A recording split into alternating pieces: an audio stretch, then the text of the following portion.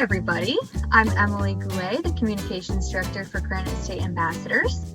And today I'm very excited to be joined by Joe Watts, who is the CEO of the Star Island Corporation. So thank you so much for joining us today, Joe. And my pleasure. We'd love to hear about your journey leading up to your position and tell us a little bit about your background. Well, sure. Thank you. It's great to be with you.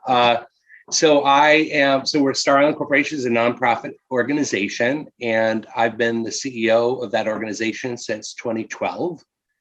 However, my journey at Star Island began many, many years ago when I was 11 years old, and heard about it through my mom. Found out about Star Island. We grew up in Manchester, and we went out for a week at what we call a conference, a family conference in August, and our whole family had such an amazing time. Some of the people that I met then, I'm to this day still friends with. And so I came as a guest basically in my youth. And then as soon as I could work on the island, which back in the day was when you were 16 years old, you could become what's called a pelican, which is the name that we, of our staff members, they're called pelicans. And so I started working there seasonally at the end of the year as soon as I could. And when I was 16 and didn't know it then that I would still be working at Star Island, but that's what happened. So I worked at Star Island as a pelican for many years. And then in the late 90s, I became a year-round worker, and I've done a bunch of different roles and worked and have worked there ever since. And so for the last 8 years in my current role. Excellent. So tell us a little bit more. You're obviously the expert here. So tell us a little bit more about Star Island itself. Where is it located? Sure. Yeah. So Star Island is part of a group of islands called the Isles of Shoals. And it's to the closest point of land, about 6 miles off of Rye, New Hampshire. So Star Island is technically in Rye, New Hampshire, though it can be accessed via ferries from either Portsmouth or Rye. And it's a small island group right off the coast of New Hampshire and Maine. So the Isles of Shoals are divided. That the Maine New Hampshire border goes right through the middle of the Isles of Shoals through Gosport Harbor. And so we are on the New Hampshire side. So a lot of folks in New Hampshire, and we found even the Seacoast region, don't fully appreciate that we have this island group because New Hampshire's coast is relatively small. You might think of Hampton Beach or sort of Wallace Sands, that kind of thing. But if you go to those places and you look out and you see the white buildings out in the distance, that's Star Island. And it's a really great, very accessible location for people to come and visit, whether it's to attend a conference or to come for a day visit. And so that's it. There's 9 islands. Star Island's the second largest of the 9. And we have a hotel and conference center out there that's been in operation under our group, the nonprofit Star Island Corporation, for over 100 years. And so there's also, I won't go through all of the islands, but there's a really wonderful Shoals Marine Lab, which is out on Appledore Island. And that's sort of a program that's run by, it's affiliated with both Cornell University and the University of New Hampshire. And it's run by wonderful folks at the Shoals Marine Lab there. That's another highlight, but there are many highlights out at the Shoals, and everyone should go out there. Absolutely. Now tell us a little bit more about the history of the island. Well, sure. So, there's history, right? There's been, like, if you think about it, there were people out there. There's evidence of people being out there over 10,000 years ago. Artifacts have been found. There's been some really great archaeological studies that found that there were folks living out there, or at least being out there as a sort of staging point for fishing and other activities dating back thousands of years. So that's, and we don't have, other than the artifacts and there's been an increasing interest in finding out about indigenous people's sort of role out at the Shoals. And that's very important part of the history that we know we're just scratching the surface of. And that's something that is really important. And we're hoping to learn more and more about that. What then happened was in the 1600s, and I'm just giving some highlights. There's a lot of history, but before this country was a country, there was, I mentioned Gosport Harbor earlier, but there was the town of Gosport.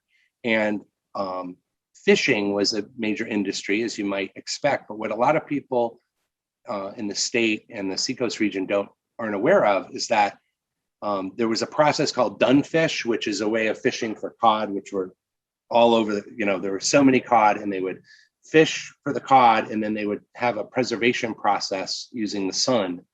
Basically, I think of it as like fish jerky.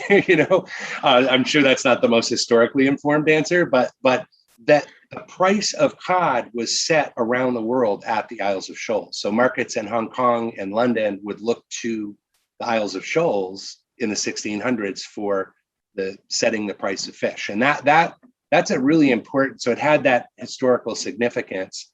And then, there are different eras on the island. Certainly, there was the Grand Hotel era. So there were hotels on both Appledore and Star Island, and people would come from far and wide to come out for a constitutional on the island, getting out of the smog of the cities and coming out to breathe the fresh air. And so it was a Grand Hotel era. And in its heyday, it was a very popular destination. And then, as I understand things, once golfing really took off and bicycles, where you can't really do either of those easily on the smaller islands, that other hotels off island sort of took over. And that sort of, among other reasons, including some fires of some hotels that burned to the ground, sort of ended that era. And then in the late 1800s, some conferences started to form and take place on the island. And that happened, the first conferences were in 1896. And then Star Island Corporation was formed in 1915. And we've run the conference center at Star Island ever since, dating back for over 100 years now. And that's the sort of, and that's been the era. Of course, we're constantly evolving, and there's been some exciting things that have happened out at the Shoals. More recent history is, and there's so many examples. Aristotle Onassis tried to put in a giant super refinery out at the Shoals in the 70s, and a bunch of people thwarted that. Dudley and many others were involved in basically stopping that from happening to protect this precious resource from having these mega refineries with super tankers. And so there's moments throughout history like that, but essentially for over 100 years, we've run conferences at the island. I think the Shoals Marine Lab was formed just over 50 years ago. And so they've had a rich history since that time. That's a brief walk through many years of history. I'm sure I've missed some significant events. No, that was a great overview. So now that we're learning where the island is and all about the history, I think we want to visit. So tell us, how can you access the island today? Yeah, so we're open in the summer. So usually from just about early June through the middle of September, there are ferries that people can take out to the island. We have right out of Portsmouth, very conveniently located off of 95. There's a dock at the Isles of Shoals Steamship Company, and that's the primary ferry service to and from the island. They run a couple of boats, the Thomas Layton and the Challenger, and they're great. We've partnered with them for many years. They're great people who run that organization, and they'll bring you out to the island for a day visit. Or if you want to come sign up for a conference and spend time on the island that way, I want to talk about that in a second. Either way, you can come there. There are also trips aboard the Uncle Oscar out of Rye Harbor. Also, the folks who run that are wonderful. And it's called Granite State Whale Watch is the name of the company, and they run the Uncle Oscar. So there are plenty of trips every day throughout the summer. And we certainly encourage people to come out, at least for the day. A lot of times people don't visit what's in their backyard. And it really is a special experience. It's truly different, and it's right in your backyard. So it's, well, technically on the water, but it's really close by, and it's very easy to get to and have a wonderful experience. And the thing I mentioned about conferences is the word itself sounds intimidating, like, oh, well, I might not be a member of the conference. They're open to everyone, so somebody can register. They don't have to be part of a group. They can sign up to come out and spend the week on the island, like my family and I did when I was a kid, and enjoy the island that way. So either a day visit or, I'm partial, of course, to people spending longer, because I think spending nights on the island and getting to participate in the programs, and just being out there for an extended period of time is a pretty special experience. Absolutely. So you've talked a little bit about the island being open mostly in the summer. So tell us what a standard year, non-COVID times, of course, what would that look like for your schedules?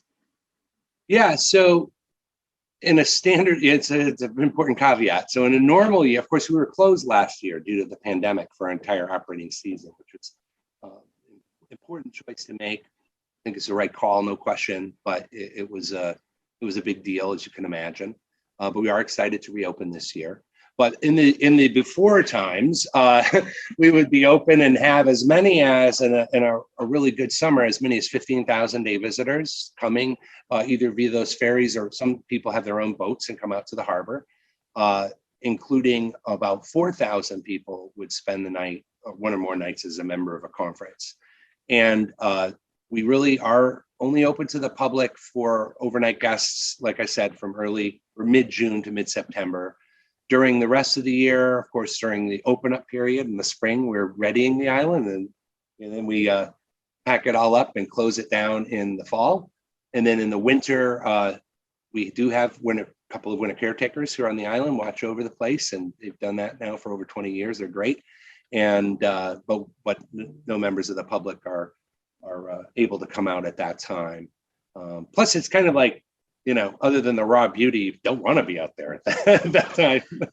So that the standard year, therefore, we would be open from mid-June through mid-September. We would have as many as 60 different conferences. The sort of in the regular season, the more standard option would be a week-long program, running Saturday to Saturday. We do have several smaller duration conferences, especially in September after Labor Day. We'll have some weekend groups and some midweek groups, and programs that range in all manner of themes: arts, natural history, international affairs, yoga. The list goes on. So that's kind of what a normal summer looks like on the island.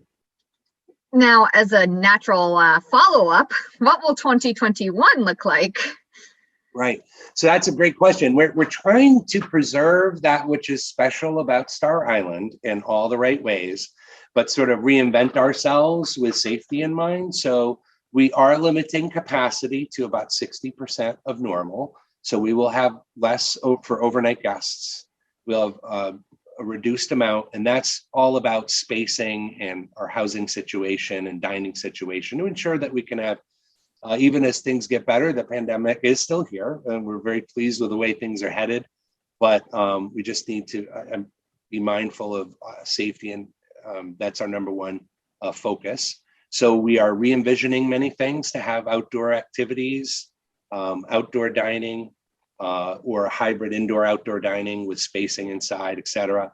And sort of things that you would expect, and we've all been living through in the pandemic. And even as things are opening up, so are we. We're doing it with safety as the number one priority. And I think that what we really have going for us is this beautiful venue in the summer. So it's not, I've gone outdoor dining a few times over the winter, and you're out by a fire and it's freezing. It's just such a beautiful time to be there. In fact, in a normal year, a lot of the activity happens outside anyway. So that we hope to kind of keep those things going. And then we're creating, so we have a lot of things like musicals and, variety shows and things like that we do. We normally would do those in our hotel lobby or in the stage inside. We're creating an outdoor stage area in a beautiful venue. And so we're doing things like that, working with all the conference leaders. They've been great. We started planning in October for the summer.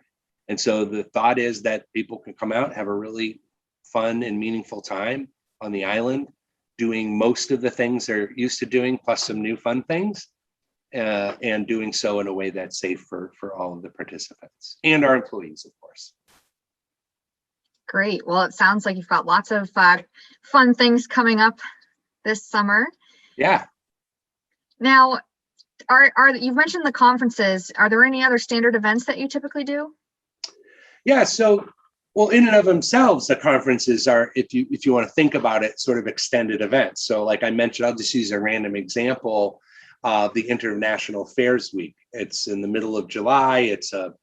Actually it's a family conference. People of all ages are welcome, and it has a theme that varies year to year that relates to international affairs. And so, that's just one example. You come out for the week. There are many speakers, so there are lectures and theme talks that are and Q&As that are offered. While at the same time, you could just sit back with a lime Ricky on the porch and in a rocking chair. You don't have to go to these things, right? So it's kind of like choices that are there for you. And so I would consider each conference that we offer, and information is on our website at starisland.org.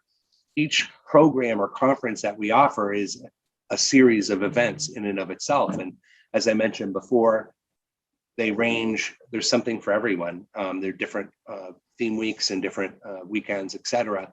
And so that I would count those as events. I think that we also have an off-island fundraising event every fall called Starry Night, which we did entirely virtually last year and had a very successful auction. But when we can reconvene doing that safely, we anticipate doing so. And that's actually off of the island. We also have an event called the Gosport Regatta, which we've done except for last summer, we did for the last 10 prior years. And it's a big sailboat race. And they come out they do the race out to the harbor, and then they come on board the island. And we are postponing that event this year, but we hope to resume with that in 2022. So those are kind of examples of events that don't fit within the normal conference schedule. And then from time to time, we might have, once we had a musician come out and offered a little concert on the island. So we're very open to partnering with other organizations when it makes sense to do something like that. We've had Bread and Puppet Circus came out one year.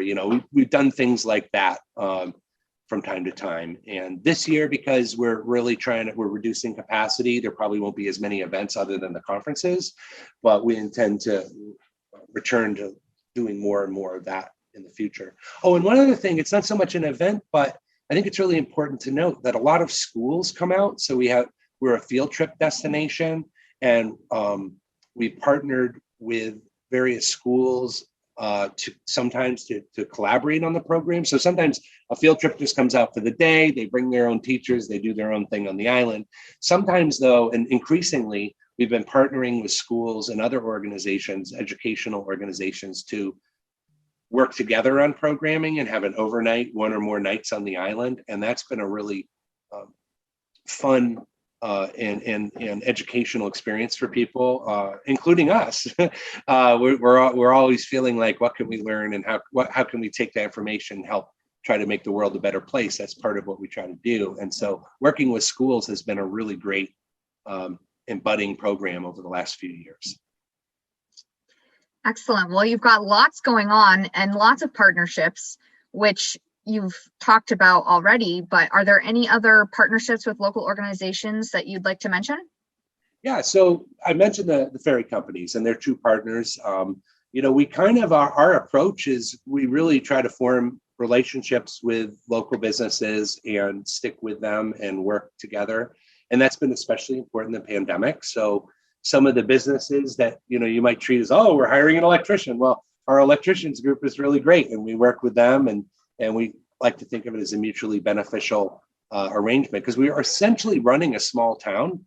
If you think about it, during the summer, we have to treat our own wastewater, we have to generate our own electricity. So we're reliant upon many local businesses. And the other thing that we do is we really try to partner with similar organizations to share ideas. So like we have a group of other camps and conference centers that we've been meeting with probably every 3 to 4 weeks throughout the entire pandemic to share ideas. And so we have about 8 to 10 different groups show up for that. And we talk about how we've been handling things. So basically we are, like I mentioned, we're lifelong learners. We like to hear about what other people are doing in their places and also share what we're doing. So I think that partnership concept, while I'm not holding up specific entities by name right now, I think it's important to really just flag that we've been working with a lot of groups and sharing ideas and hearing and learning from them throughout the pandemic. And I think it's a testament to the relationships we formed pre-pandemic. We really do care about the people we do business with, and there are many that we do.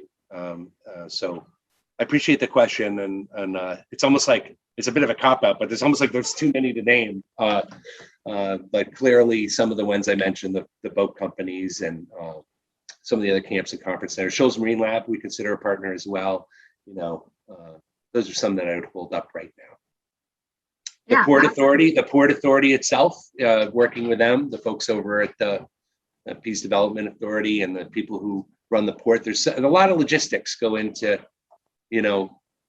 having docks in town, getting, access for our boats to pick up the food and other things that we need to deliver to the island. And so it's a pretty complicated endeavor, but it's well worth it.